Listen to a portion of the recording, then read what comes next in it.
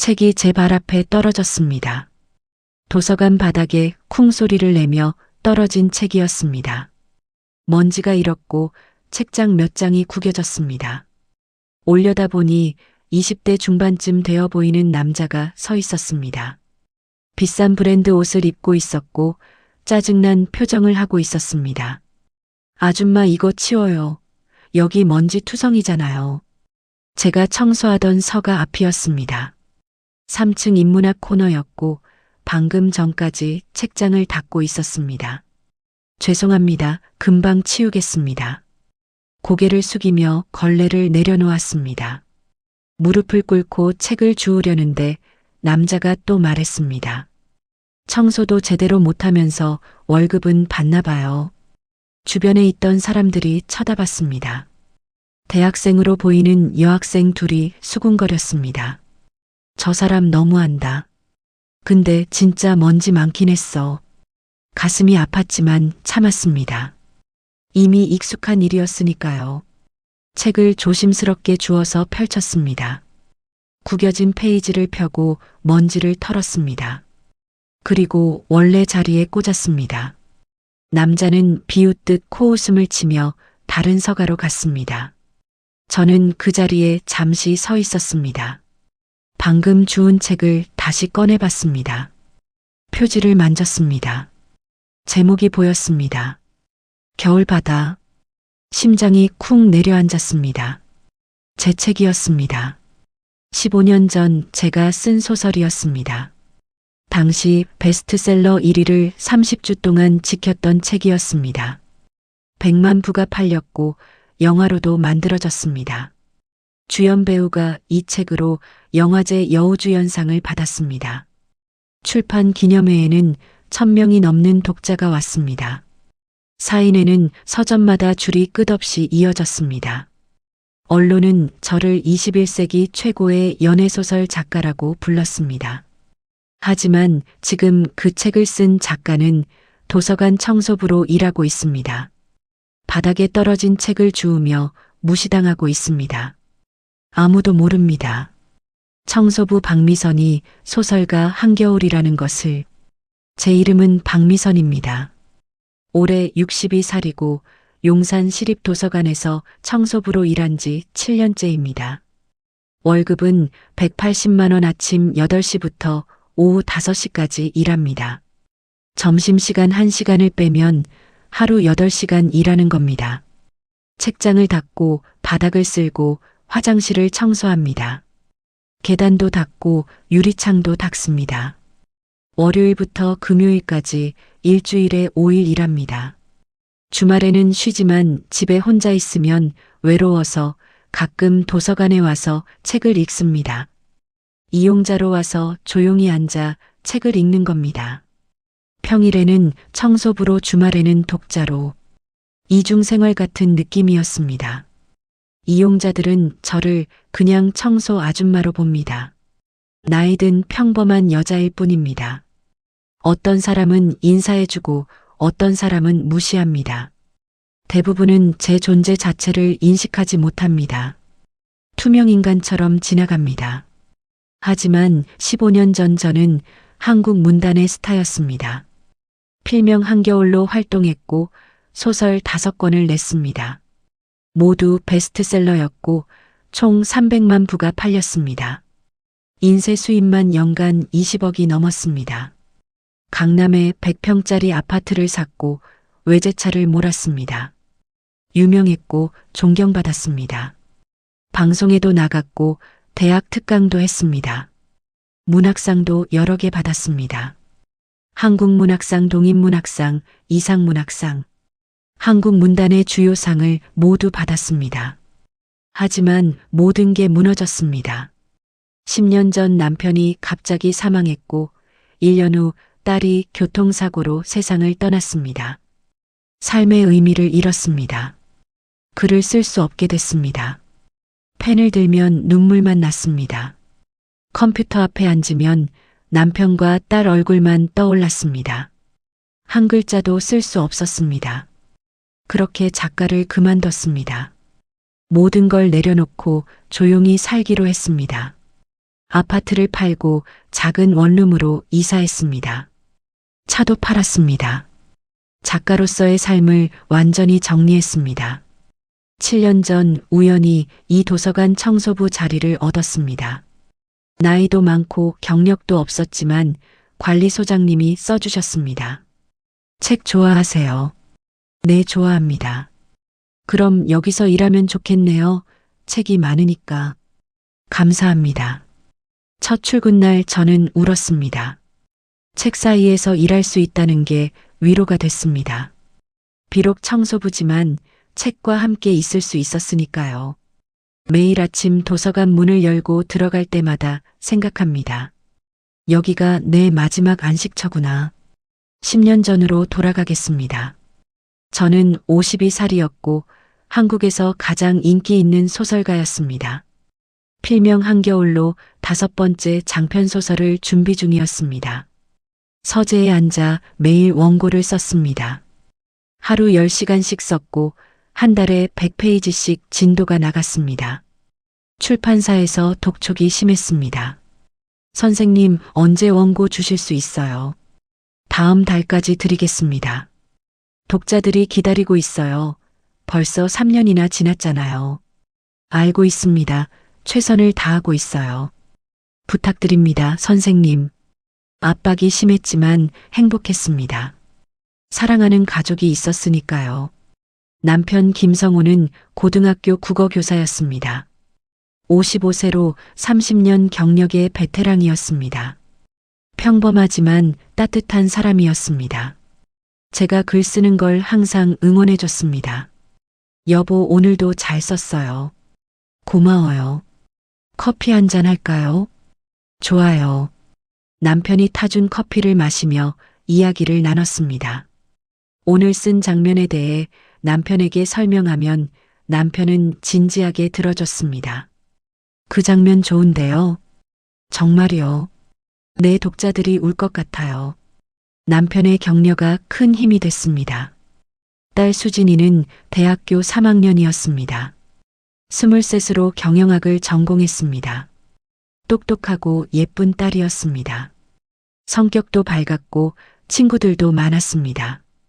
주말이면 집에 와서 제 글을 읽어줬습니다. 엄마, 이번 소설 정말 재미있어요. 그래, 어떤 부분이? 주인공이 첫사랑을 만나는 장면요. 그 부분 쓰면서 울었어. 저도 읽으면서 울었어요. 딸과 문학 이야기를 나누는 게 즐거웠습니다. 우리 가족은 서로 사랑했습니다. 주말마다 함께 외식했고 영화도 봤습니다. 가끔 여행도 갔습니다. 제주도, 부산, 강릉 여러 곳을 다녔습니다. 평범하지만 행복한 가족이었습니다. 그러던 어느 날이었습니다. 가을이었고 날씨가 선선했습니다. 남편이 아침에 두통을 호소했습니다. 여보, 머리가 아파. 약 드릴까요? 아니, 괜찮아. 병원 가봐요. 그냥 피곤한가 봐. 요즘 업무가 많아서. 남편은 학교로 출근했습니다. 저는 서재에서 글을 썼습니다. 오후 2시쯤 학교에서 전화가 왔습니다. 부인 되십니까? 네. 남편분이 쓰러지셨습니다. 심장이 멎었습니다. 지금 119로 병원 가고 있습니다. 어느 병원이요? 서울대병원입니다. 전화를 끊고 택시를 탔습니다. 손이 떨렸습니다. 병원에 도착했을 때 남편은 응급실에 있었습니다. 의사가 나왔습니다. 뇌출혈입니다. 뇌출혈이요. 내 뇌혈관이 터졌습니다. 살 수 있죠. 지금 수술 준비 중입니다. 제발 살려주세요. 수술이 6시간 걸렸습니다. 복도에서 기다렸습니다. 딸이 달려왔습니다. 엄마, 아빠는요? 수술 중이야. 괜찮을 거죠. 그래야지. 하지만 불안했습니다. 가슴이 계속 두근거렸습니다. 밤 10시에 수술이 끝났습니다. 의사가 나왔습니다. 표정이 어두웠습니다. 보호자분, 네. 수술은 했습니다만, 네. 의식이 돌아올지 장담할 수 없습니다. 그게 무슨 혼수 상태입니다. 무너졌습니다. 중환자실로 옮겨진 남편을 봤습니다. 기계에 연결돼 있었습니다. 숨만 쉬고 있었습니다. 여보 저예요. 손을 잡았습니다.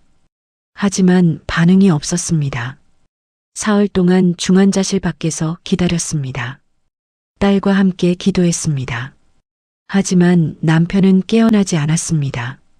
사흘째 되는 날 심장이 멎었습니다. 보호자분 들어오세요. 달려 들어갔습니다. 의사들이 심폐소생술을 하고 있었습니다. 하지만 소용없었습니다. 사망 확인합니다. 오후 3시 45분. 세상이 무너졌습니다. 딸이 울었습니다. 저도 울었습니다.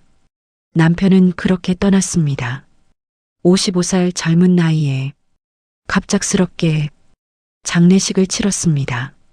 3일장으로 했고 많은 사람이 왔습니다. 동료 교사들, 제자들, 친구들 모두가 슬퍼했습니다. 좋은 분이셨는데 너무 일찍 가셨어요. 조문객들이 위로했지만 위로가 되지 않았습니다. 장례를 마치고 집으로 돌아왔습니다. 텅 빈 집이었습니다. 남편의 흔적이 곳곳에 있었습니다. 서재 책상 위에는 남편이 마지막으로 읽던 책이 있었습니다. 거실 소파에는 남편이 앉던 자리가 움푹 들어가 있었습니다. 딸이 저를 안아줬습니다. 엄마 괜찮아요. 우리 둘이서 힘내요. 그래 수진아. 딸이 있어서 버틸 수 있었습니다. 하지만 글을 쓸 수 없었습니다.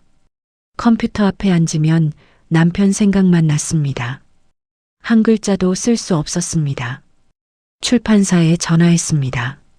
죄송합니다. 원고를 못 쓰겠습니다.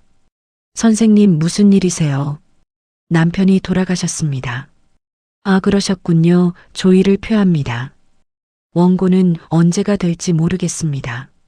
천천히 하세요. 시간 드릴게요.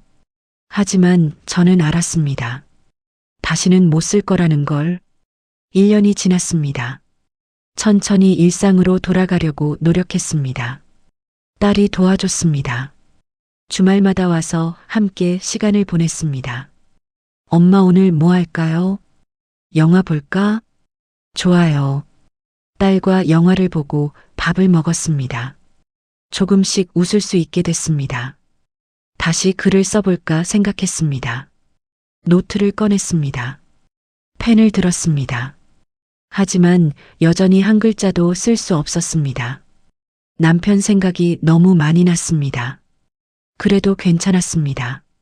딸이 있으니까 천천히 회복할 수 있을 거라고 생각했습니다. 하지만 운명은 잔인했습니다. 그해 겨울이었습니다. 12월 20사흘 크리스마스 이브 전날이었습니다. 딸이 친구들과 저녁 약속이 있다고 했습니다. 엄마 저녁에 친구들 만나요. 그래, 조심히 다녀와. 네, 걱정 마세요. 딸이 밝게 웃으며 나갔습니다. 그게 마지막이었습니다. 밤 11시에 전화가 왔습니다. 모르는 번호였습니다. 여보세요. 김수진 씨 보호자 되십니까? 네, 제 딸인데요. 여기 서울중앙병원 응급실입니다. 또다시 이 악몽인가 싶었습니다. 1년 전 남편 때처럼 교통사고 환자가 실려왔습니다. 택시를 타고 병원으로 달려갔습니다. 온몸이 떨렸습니다. 응급실에 도착했을 때 딸은 수술실에 있었습니다. 간호사가 말했습니다. 지금 응급수술 중입니다. 어떻게 된 거예요? 택시와 충돌했습니다. 많이 다쳤나요? 머리 쪽 손상이 심합니다. 주저앉았습니다. 1년 만에 또다시 이번에는 딸이 수술이 4시간 걸렸습니다. 새벽 3시에 의사가 나왔습니다. 보호자분, 네, 최선을 다했습니다만, 네, 뇌사 상태입니다. 뇌사요. 내 뇌 기능이 정지했습니다. 살릴 수 없나요? 죄송합니다. 의사가 고개를 숙였습니다. 중환자실로 갔습니다. 딸이 누워 있었습니다. 기계 소리만 들렸습니다. 수진아 엄마야. 손을 잡았습니다. 차가웠습니다. 깨어나 제발. 하지만 딸은 반응하지 않았습니다. 이틀을 기다렸습니다. 기적을 바랐습니다. 하지만 기적은 일어나지 않았습니다. 의사가 말했습니다. 장기 기증을 생각해 보시겠습니까? 장기 기증이요. 따님의 장기로 다른 환자를 살릴 수 있습니다. 고민했습니다. 딸이라면 어떻게 했을까? 딸은 착한 아이였습니다. 남을 도우며 사는 걸 좋아했습니다. 하겠습니다. 감사합니다. 딸의 심장간 신장이 다른 환자들에게 갔습니다. 5명이 딸 덕분에 살았다고 했습니다. 위로가 됐습니다. 하지만 딸은 떠났습니다. 24의 젊은 나이에 크리스마스를 이틀 앞두고 장례식을 치렀습니다. 친구들이 많이 왔습니다. 모두 울었습니다. 수진아 왜 이렇게 빨리 가? 우리 같이 졸업하기로 했잖아. 친구들의 울음소리가 귀에 쟁쟁했습니다. 장례를 마치고 집으로 돌아왔습니다. 완전히 빈 집이었습니다. 남편도 없고 딸도 없었습니다. 혼자였습니다. 완전히 혼자였습니다. 그날부터 한 달 동안 집 밖으로 나가지 못했습니다. 먹지도 자지도 못했습니다. 그냥 멍하니 앉아 있었습니다. 딸 방에 가서 딸 옷을 안고 울었습니다. 남편 서재에 가서 남편 책을 읽으며 울었습니다. 죽고 싶었습니다. 하지만 죽을 용기도 없었습니다. 그렇게 시간이 흘렀습니다. 2달 석 달. 친구들이 찾아왔습니다. 미선아 이러지 마. 밖에 나와 밥이라도 먹자. 하지만 거절했습니다. 아무도 만나고 싶지 않았습니다. 출판사에서 연락이 왔습니다. 선생님 원고는요. 쓸 수 없습니다. 하지만 계약이 있습니다. 죄송합니다. 계약금 돌려드리겠습니다. 선생님 상황은 알지만 다시는 글 쓰지 않겠습니다. 전화를 끊었습니다. 정말로 다시는 쓰지 않기로 했습니다. 노트북을 껐습니다. 펜을 버렸습니다. 서재 문을 잠갔습니다. 작가 한겨울은 그렇게 사라졌습니다. 2년이 지났습니다. 돈이 떨어지기 시작했습니다. 남편 사망 후 보험금과 제 저축으로 살았지만 한계가 있었습니다. 일을 해야 했습니다. 하지만 54살 경력 없는 여자를 쓰는 곳이 없었습니다. 편의점, 카페, 식당 여러 곳에 지원했지만 모두 거절당했습니다. 나이가 너무 많으시네요. 경력이 없으시네요. 젊은 사람으로 뽑겠습니다. 한 달 동안 20군데 넘게 떨어졌습니다. 절망스러웠습니다. 그러다 우연히 구청 게시판에서 공고를 봤습니다. 용산 시립도서관 청소 직원 모집. 자격 요건을 봤습니다. 연령 제한 없음, 경력 무관. 희망이 보였습니다. 바로 지원했습니다. 일주일 후 면접을 봤습니다. 관리소장님이 물었습니다. 왜 이 일을 하고 싶으세요? 책을 좋아합니다. 책을요? 내 책 사이에서 일하고 싶습니다. 소장님이 고개를 끄덕였습니다. 좋습니다. 다음 주부터 나오세요. 감사합니다. 첫 출근 날이었습니다. 아침 8시에 도서관에 도착했습니다. 유니폼을 받았습니다. 남색 작업복과 앞치마였습니다. 입어보니 몸에 맞지 않았습니다. 너무 컸습니다. 하지만 상관없었습니다. 도서관 문을 열고 들어섰을 때 울었습니다. 책 냄새가 났습니다. 그리운 냄새였습니다. 10년 동안 글을 쓰며 맡았던 냄새였습니다. 서가 사이를 걸었습니다. 수만 권의 책이 있었습니다. 소설시, 수필, 인문, 과학, 예술, 모든 분야의 책이 있었습니다. 손으로 책등을 만졌습니다. 친구를 만난 것 같았습니다. 여기부터 청소하시면 됩니다. 직원이 말했습니다. 네. 걸레와 빗자루를 받았습니다. 청소를 시작했습니다. 처음에는 서툴렀습니다. 걸레질하는 법도 몰랐고 유리 닦는 법도 몰랐습니다. 평생 집안일을 안 해봤으니까요. 작가로 살 때는 가사 도우미가 있었습니다. 하지만 배웠습니다. 다른 청소 직원이 가르쳐 줬습니다. 이렇게 하는 거예요. 아, 그렇군요. 힘들지 않으세요? 괜찮습니다. 일주일 후 익숙해졌습니다. 한 달 후 능숙해졌습니다. 서가를 닦으며 책 제목들을 봤습니다. 모두 반가웠습니다. 어떤 책은 제가 읽은 책이었고 어떤 책은 처음 보는 책이었습니다. 한쪽 서가에서 제 책을 발견했습니다. 겨울바다. 심장이 뛰었습니다. 책을 꺼내 펼쳤습니다.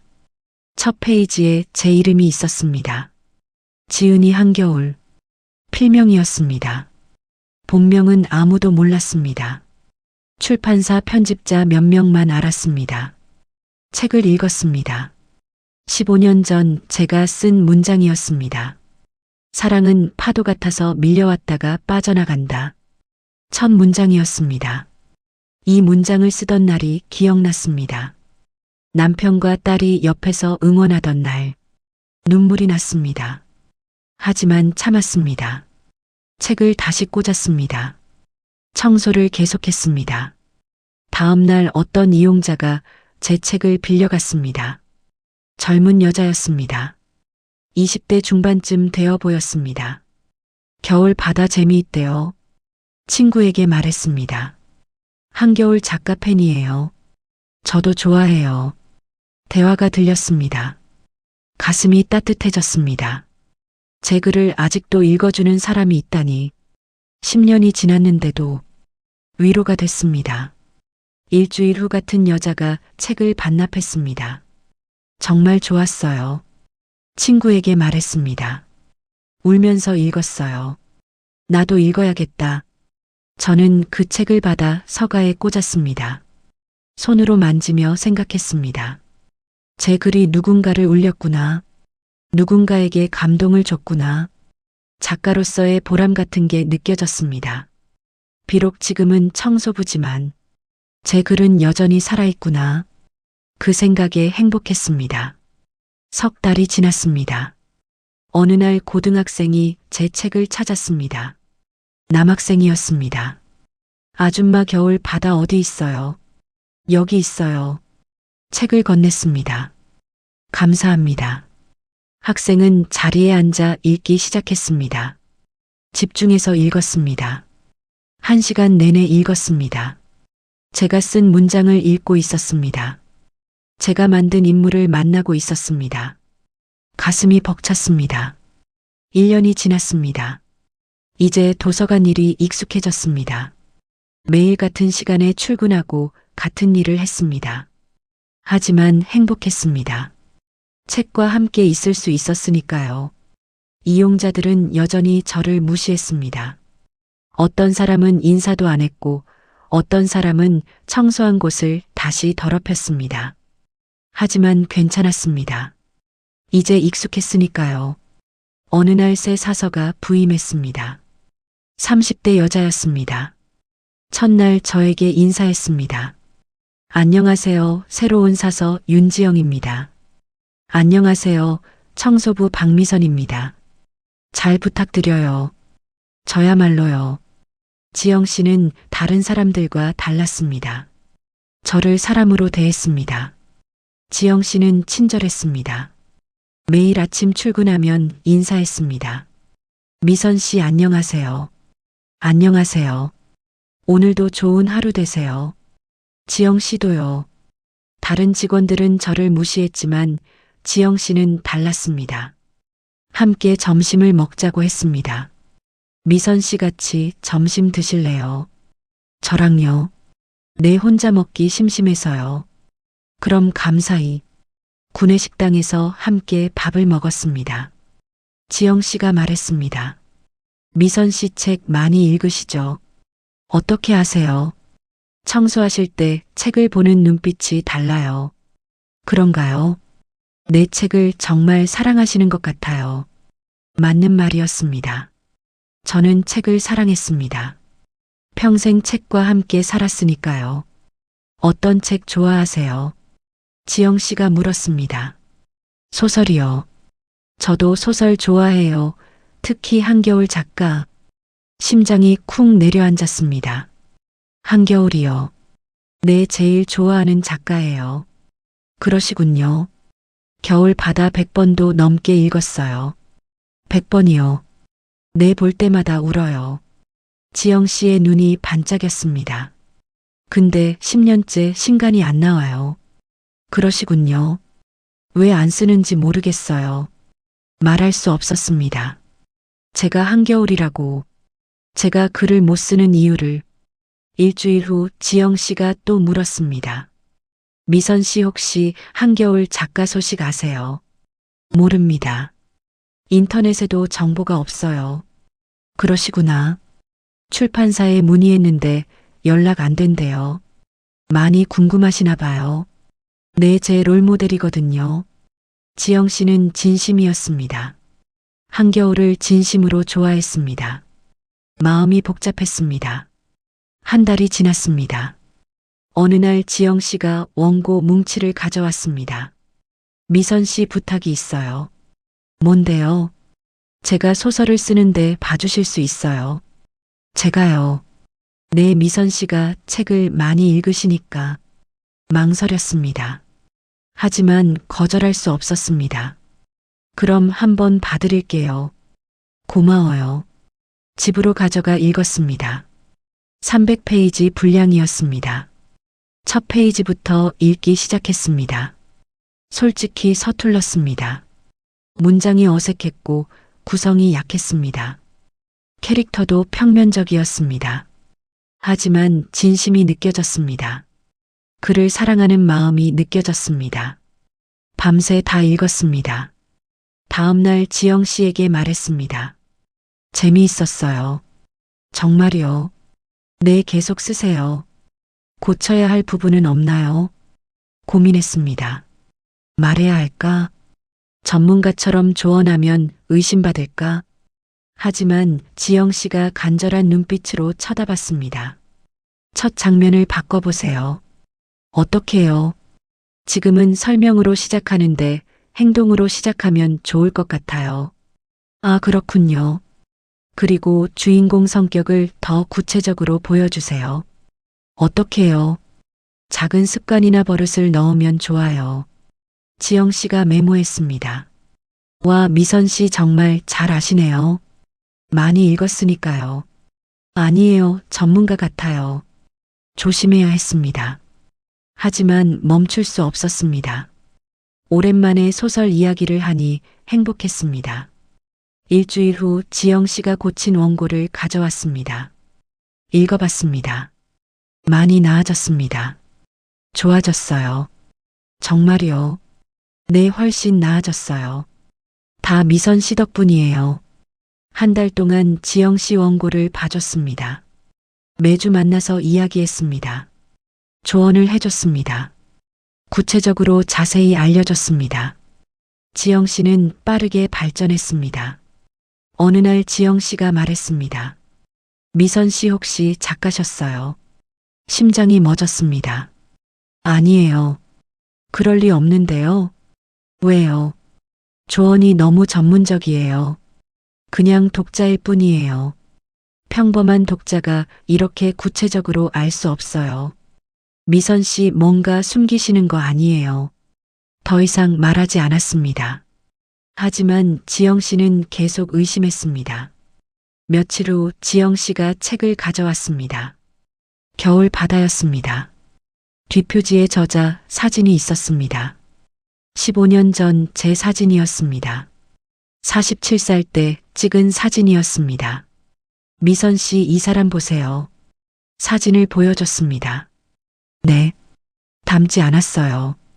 심장이 뛰었습니다. 글쎄요. 저는 닮은 것 같은데. 나이 차이가 많이 나잖아요. 15년 차이면 가능해요. 지영 씨가 저를 쳐다봤습니다. 확신에 찬 눈빛이었습니다. 미선 씨 혹시 뭐요? 한겨울 작가 아니세요?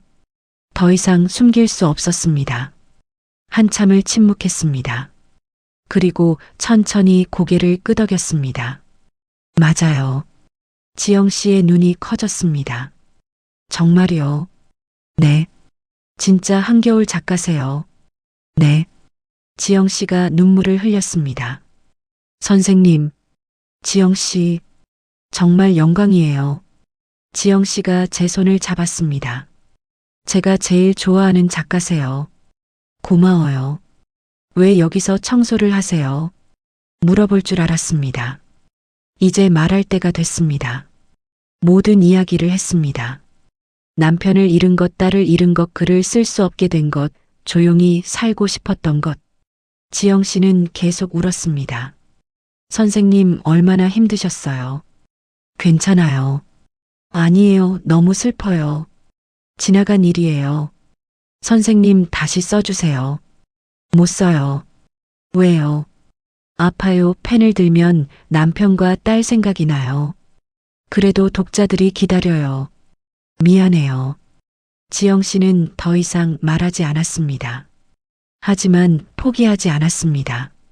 그날 이후 지영 씨는 매일 저를 설득했습니다. 선생님, 글은 사람을 살려요. 그런가요? 네, 저도 선생님 글로 위로받았어요. 고마워요. 다른 사람들도 그래요. 선생님이 모르실 뿐이에요. 하지만 저는 거절했습니다. 쓸 수 없었으니까요. 일주일 후 도서관에 편지가 왔습니다. 한겨울 작가님께로 시작하는 편지였습니다. 지영 씨가 전했습니다. 선생님 편지예요. 누가 보낸 거죠? 독자인 것 같아요. 받아서 읽었습니다. 한겨울 작가님께. 저는 김민지라고 합니다. 30세 여자입니다. 5년 전 교통사고로 다리를 다쳤습니다. 병원에서 6개월 입원했고 의사는 말했습니다. 다시는 걷지 못할 거라고. 절망했습니다. 삶을 포기하려 했습니다. 그때 병실에서 선생님 소설 겨울 바다를 읽었습니다. 주인공이 사랑하는 사람을 잃고도 다시 일어서는 모습을 봤습니다. 저도 포기하지 않기로 했습니다. 매일 재활 치료를 받았습니다. 고통스러웠지만 참았습니다. 겨울 바다 주인공처럼 저도 이겨내고 싶었습니다. 1년 후 첫걸음을 뗐습니다. 2년 후 보조기 없이 걸었습니다. 지금은 완전히 회복했습니다. 선생님 덕분입니다. 선생님 글이 저를 살렸습니다. 새 소설을 기다리고 있습니다. 독자 김민지 올림. 눈물이 났습니다. 제 글이 누군가를 살렸다니 처음 알았습니다. 며칠 동안 고민했습니다. 다시 써야 할까? 쓸 수 있을까? 어느 날 밤 꿈을 꿨습니다. 남편과 딸이 나왔습니다. 여보 글 써요. 남편이 말했습니다. 엄마 우리는 괜찮아요. 딸이 말했습니다. 계속 슬퍼하지 말고 다시 시작해요. 꿈에서 깼습니다. 새벽 4시였습니다. 일어나서 책상에 앉았습니다. 서랍을 열었습니다. 10년 동안 안 열었던 서랍이었습니다. 노트가 있었습니다. 새 노트를 꺼냈습니다. 펜을 들었습니다. 손이 떨렸습니다. 하지만 썼습니다. 첫 문장을 썼습니다. 사랑하는 사람을 잃는다는 것은 세상을 잃는 것과 같다. 눈물이 떨어졌습니다. 하지만 계속 썼습니다. 두 번째 문장을 썼습니다. 하지만 우리는 다시 세상을 찾아야 한다. 글이 흘러나왔습니다. 10년 동안 쌓였던 감정이 터져나왔습니다. 새벽 6시까지 썼습니다. 10페이지를 썼습니다. 10년 만에 쓴 첫 원고였습니다. 다음 날 지영 씨에게 보여줬습니다. 지영 씨 이거 봐줄래요? 뭔데요? 제가 쓴 거예요. 지영 씨의 눈이 커졌습니다. 선생님 다시 쓰신 거예요? 응. 진짜요. 읽어봐요. 지영 씨가 읽기 시작했습니다. 읽으면서 울었습니다. 선생님 너무 좋아요. 정말 내 진심이 느껴져요. 고마워. 계속 쓰세요. 그럴게. 매일 밤 썼습니다. 낮에는 도서관에서 청소하고 밤에는 집에서 글을 썼습니다. 한 달에 100페이지씩 진도가 나갔습니다. 6개월이 지났습니다. 원고가 완성됐습니다. 총 600페이지였습니다. 제목을 정했습니다. 다시 봄. 상실 후 다시 찾는 삶에 대한 이야기였습니다. 지영 씨에게 먼저 보여줬습니다. 지영 씨 완성했어. 정말요? 원고를 건넸습니다. 지영 씨가 이틀 동안 읽었습니다. 다 읽고 와서 울었습니다. 선생님, 이건 선생님 최고 작품이에요. 그래. 네, 너무 감동적이에요. 고마워. 출판사에 보내세요. 그래야겠지. 10년 만에 출판사에 연락했습니다. 여보세요, 저 한겨울입니다. 네, 누구시죠? 작가 한겨울이요. 뭐라고요? 담당 편집자가 놀랐습니다. 선생님 어디 계셨어요? 긴 이야기예요. 10년 동안 연락이 안 됐잖아요. 미안해요. 괜찮습니다. 그런데 무슨 일로? 원고가 완성됐어요. 정말요? 네, 보내드릴게요. 이틀 후 편집자한테 연락이 왔습니다. 선생님, 원고 읽었어요. 어때요? 눈물 없이 못 읽겠어요. 그래요. 출간하겠습니다. 바로 준비하겠습니다. 석 달 후 책이 나왔습니다. 다시 봄. 표지가 아름다웠습니다. 봄꽃이 피어나는 그림이었습니다. 도서관에도 입고됐습니다. 제가 직접 서가에 꽂았습니다.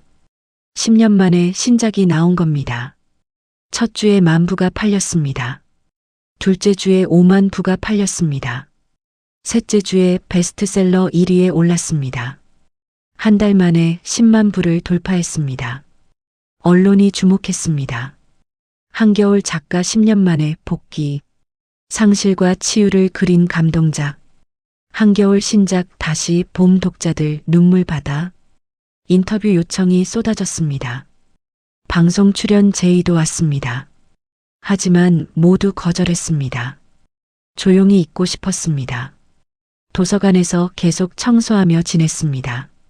이용자들이 제 책을 빌려갔습니다. 다시 봄 읽어봤어요. 진짜 감동적이더라. 한겨울 역시 최고야. 대화 소리가 들렸습니다. 가슴이 따뜻해졌습니다. 어느 날 한 여학생이 말했습니다.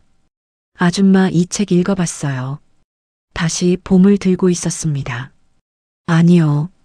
진짜 좋아요. 꼭 읽어보세요. 그럴게요. 웃었습니다. 제가 쓴 책을 제게 추천하는구나. 석 달 후 100,000부를 돌파했습니다. 인쇄 수입이 30억이 넘었습니다. 출판사에서 연락이 왔습니다. 선생님, 인쇄 나왔습니다. 얼마죠? 35억입니다. 그렇군요. 어디로 보내드릴까요? 절반은 장기 기증 관련 단체에 기부하고 싶어요. 기부요? 내 딸이 장기 기증을 했거든요. 알겠습니다. 17억을 기부했습니다. 남은 돈은 저축했습니다. 하지만 생활은 바꾸지 않았습니다. 여전히 도서관에서 청소했습니다. 월급 180만 원을 받으며 일했습니다. 지영 씨가 물었습니다. 선생님, 이제 그만두시는 게 어때요? 왜? 이제 글 쓰시잖아요. 여기가 좋아. 하지만 책 사이에 있고 싶어. 독자들 보고 싶고. 알겠습니다. 정말 좋았습니다. 책 사이에서 일하는 게 행복했습니다. 독자들이 제 책을 읽는 모습을 보는 게 보람 있었습니다. 1년이 지났습니다. 두 번째 소설을 쓰기 시작했습니다. 제목은 아직 정하지 않았습니다. 하지만 내용은 정했습니다. 도서관 청소부 이야기입니다. 평범하지만 특별한 사람의 이야기입니다. 낮은 곳에서 사람들을 돕는 이야기입니다. 제 이야기입니다. 어제 한 대학생이 찾아왔습니다. 아줌마, 한겨울 작가 아시죠? 알죠. 이 작가 정말 대단한 것 같아요. 왜요? 글에 진심이 느껴져요. 상처받은 사람을 위로하는 글이에요. 그렇구나. 저도 나중에 작가가 되고 싶어요. 학생의 눈이 반짝였습니다. 저도 그랬던 때가 있었습니다. 20살 때 처음 소설을 쓰기로 결심했던 날. 할 수 있어요. 정말요. 네, 포기하지 않으면 꼭 이뤄져요. 감사합니다. 학생이 웃었습니다. 아줌마도 꿈 있으세요? 나는 이미 이뤘어. 뭔데요? 책 사이에서 사는 거. 멋지다. 학생이 떠났습니다. 저는 서가를 닦으며 생각했습니다. 제가 지금 행복한 이유는 돈이 많아서가 아닙니다. 유명해서가 아닙니다. 제 글이 누군가에게 위로가 되기 때문입니다. 책과 함께 있을 수 있기 때문입니다. 낮은 곳에서 조용히 살 수 있기 때문입니다. 그게 진짜 부입니다. 오늘 지영 씨 소설도 출간됐습니다. 제가 봐준 소설이었습니다. 선생님 덕분이에요. 내가 잘한 거야. 선생님이 없었으면 못했어요. 앞으로도 계속 써. 네. 지영 씨도 작가가 됐습니다. 제가 도운 첫 번째 작가였습니다. 앞으로도 더 많은 사람을 도울 겁니다. 그게 제 새로운 꿈입니다. 사람들은 여전히 저를 청소 아줌마로 봅니다. 무시하는 사람도 있고 친절한 사람도 있습니다. 하지만 상관없습니다. 저는 알고 있으니까요. 진짜 가치는 겉모습이 아니라 마음속에 있다는 것을, 상실의 아픔은 극복할 수 있다는 것을, 낮은 자리에서도 행복할 수 있다는 것을. 여러분은 어떻게 생각하시나요? 큰 상실을 겪은 후에도 다시 일어설 수 있나요? 낮은 자리를 선택할 수 있나요? 진짜 부가 무엇인지 아시나요? 댓글로 여러분의 생각을 들려주세요.